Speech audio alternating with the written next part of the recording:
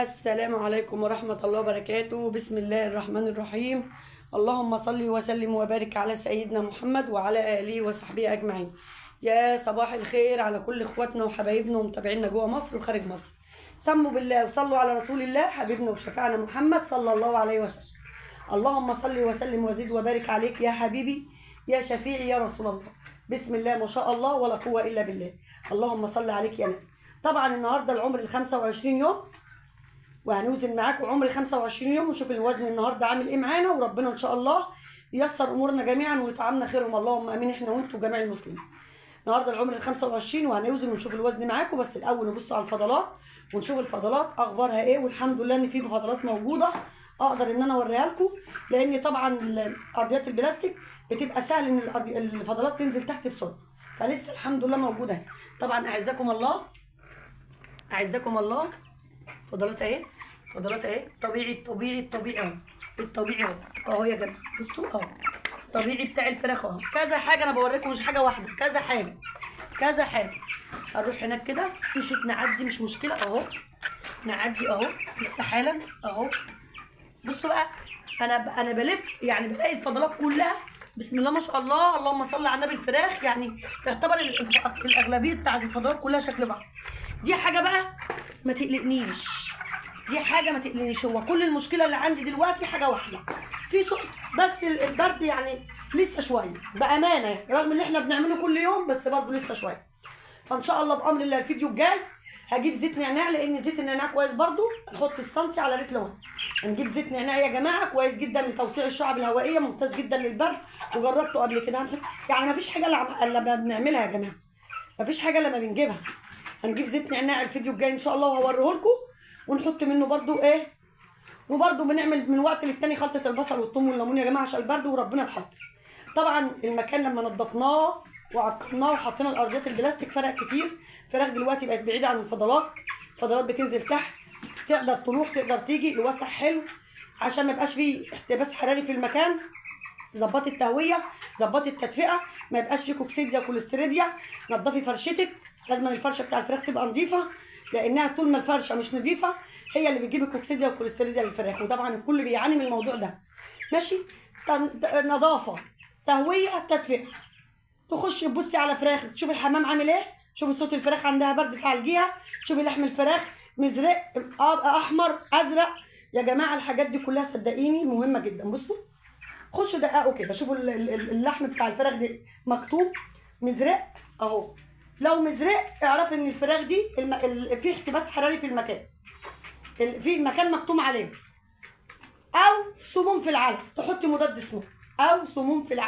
مضاد سموم، لازم ابص على الفراخ كده اشوف حاجه لا قدر الله كشه، حاجه جسمها مزرق، في اسهالات، في صوت خنفره، اقدر ان انا الحق نفسي اعالجه. يا جماعه تربيه الفراخ البيضاء سهله بس عايزه اللي يركز فيها. المهم احنا هنوزن النهارده عمر ال 25 يوم، وهنحط العلف، هنزود علف بس. وعامله النهارده سقوه ممتازه جدا جدا جدا، غسيل كلوي من الدرجه الاولى اه. انا غالياها والله من بالليل، غالياها. قعدت نص ساعه على البوتاجاز، وطيت عليها وسبتها، قعدت نص وطفيت عليها بقى، وقمت الصبح كده كني لاقياها اهو. غسيل كلوي من الدرجه الاولى، ده ايام مصطفى شعير اهو. طبعا احنا مش هنرمي الشعير ده، عايزه اقول لكم ان انا ما بغلي غلوه لاي غلوه بقى، شعير شيح حلبة بخليها تستوي جدا جدا جدا جدا. لو انتوا لاحظتوا هتلاقوا مطلعه حاجات بيضه هي، لان انا متكيه عليها في السوا اهو. ده شعير يا جماعه غسيل كلوي ممتاز جدا للفراخ. ما في عندك الشعير هاتي 3 ربط بقدونس من السوق، البقدونس الاخضر اغسليه كويس وحطيه يغلي، هو بديل للشعير، بس احنا بنقول الشعير رقم 1. هنعمل يعني سقوه حلوه كده غسيل كلوي للفراخ، ونحافظ على فراخنا برضه يا جماعه. ده الحاجات دي يا جماعه بتتعمل كوقايه، مش لازم أن يكون فراخك عندها حاجه عشان تعمليها. انا بعمل الحاجات دي كوقايه لفراخي، حتى لو ما عندهمش برد كنت هعمل الحاجات دي برضو بتاعت البرد دي كوقايه، مش لازم أن يكون عندهم برد. الحاجات دي بتتعمل كوقايه للفراخ. بس عندك الموضوع ده او مثلا الفراخ تعبانه ولا في حاجه ما بتاكلش ما بتسحبش في العلف، اعملي غسيل كلوي، اعملي منشط، اعملي برضو منشط للكبد اللي هو العسل، حط لهم في الميه. حاولي ان انت تشوفي فراخك محتاجه ايه. المهم سموا بالله وصلوا على رسول الله، وتعالوا بس هنوزن الاول، وبعد كده هنزود العلف ونحط الايه، ناخد السايل الميه دي نصفيها نحطها على السقايات، وهنستغل الشعير مش هنرميه. انا ممكن احطه للفراخ البلدي، احطه للبط، بس لا، هنستغل الشعير نحطه على العلف، نقلبه على العلف. ماشي. سموا بالله وصلوا على حبيبنا وشفيعنا محمد رسول الله. وهنوزن الاول عمر ال 25 يوم عشان في متابعين مستعجلين على الوزن. قلت لهم هوزن لكم ان شاء الله بكره اللي هو النهارده عمري 25 يوم. كده زي ما انتم شايفين شفرنا الميزان بتاعنا اهو. بسم الله ما شاء الله. الفراخ جنب اهي. هنوزن عمري 25 يوم ونشوف الموازين عامله ايه وربنا المستعان. بسم الله ما شاء الله ولا قوه الا بالله. اللهم صل عليك يا نبي. كيلو 360. الفرخه دي كيلو 360. ماشي. اول حاجه معانا هي كيلو 360. تاني حاجه معانا كيلو 230. كيلو 230. انا اي حاجه بتيجي في ايدي بوزنها، تقيل خفيف، انتوا عارفين نظامي في الوزن. اي فرخه بتيجي في ايدي بوزنها، تقيله خفيفه بوزنها. كيلو 230 جرام. كيلو و60 جرام. كيلو و60 جرام. كيلو 290 جرام. اهي كيلو 290 جرام. كيلو 350 جرام. الفرخه دي كيلو 300 يا جماعه اللي نزلت دي و50 جرام. كيلو 170 جرام. كيلو 170 جرام. كيلو 280 جرام. كيلو 280 جرام. زي ما انتوا شايفين كده. بصوا بقى انا غسلت سقايه اهي وركنتها، ما رضيتش احط فيها. انا عايزه هي واحده بس يا جماعه يشربوها. ركزوا على سقايه واحده اهي. طبعا بقى ايه صفينا السائل بتاع الشعير وحطيناه على السقايه ال4 رتل. الكل يشرب منها ساعتين 3. هطلع لهم يكونوا خلصوها، احط لهم السقايتين واحط لهم منشط للكبد اللي هو العسل بقى. يعني من 6 ساعات ل8 ساعات هنحط السقوه بتاع اللهم صل على سيدنا محمد غسيل الكلى اللي هي الشعير دي. لو انت هتحطي سقايتين، سقايه واحده هيخلصوها في ساعتين 3. هنطلع بقى نحط منشط للكبد، نحط مثلا سقايتين بقى ايه اللي هو العسل يا جماعه. يبقى احنا كده عملنا غسيل كلوي ونشطنا الكبد وعملنا منشط للكبد. كل ساعتين 3 كده عملنا حاجه عشان برضو نحافظ على فراخنا. طبعا هنا بقى احنا جبنا العلف اهو وصفينا الشعير وخدنا الشعير اهو زي ما انتم شايفين اهو. هنقلبه على الايه، هنقلبه على العلف ونحط للايه، نحط للفراخ. طبعا زي ما انتم شايفين حطينا العلافات 4 علافات اهم زي ما انتم شايفين كده، وحطينا سقايه كده كده يا جماعه. انا طالعه نازله على الفراخ وبطل عليهم كل ساعتين 3.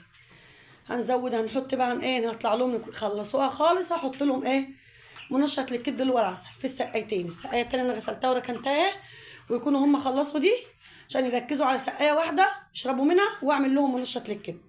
طبعا الفراخ احنا لا بنجوع ولا بنعطش. الوزن بقى يعني هو بين عاجبني وبين مش عاجبني، بس هنرجع ونقول الحمد لله. الوزن يعني اللي هو عمري 25 يوم انا كنت يعني مديه الحمد لله كله خير من عند ربنا. لسه يا جماعه فاضل 15 يوم ويمكن زياده كمان، ممكن نقعدهم 5 ايام كمان عشان نظبط وزنهم عشان رمضان ان شاء الله. كل سنه وانتم طيبين. ممكن بقى اللهم صل على سيدنا محمد يعني الوزن يتظبط معانا. بس هو الوزن انا كنت يعني فاكره ان ممكن يجي معايا كيلو ونص كيلو وربع. هو ما جاش، هو عدى كيلو وربع فيه وفي 100 كيلو 100 وشويه. بس الحمد لله والله انا مش بتاخر على الفراخ دي في اي حاجه.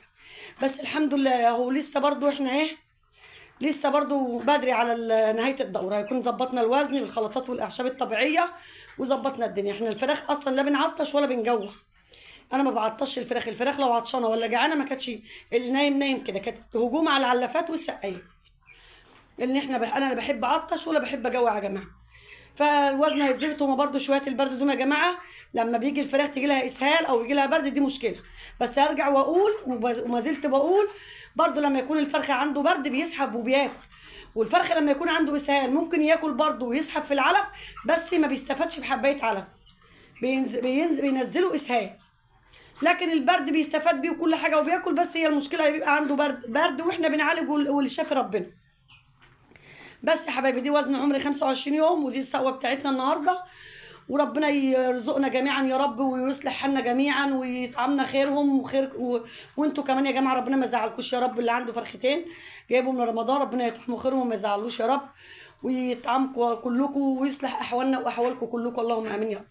دي الفيديو بتاعنا كان النهارده. يا رب الفيديو يكون عجبكم رضاكم. بس بالله عليكم اللي شاهد الفيديو ما ينساناش في اللايك والاشتراك ويفعلوا الجرس على الكل عشان يوصل لكم كل جديد. اشوفكم على خير واشوفكم في فيديو جديد، والسلام عليكم ورحمه الله وبركاته.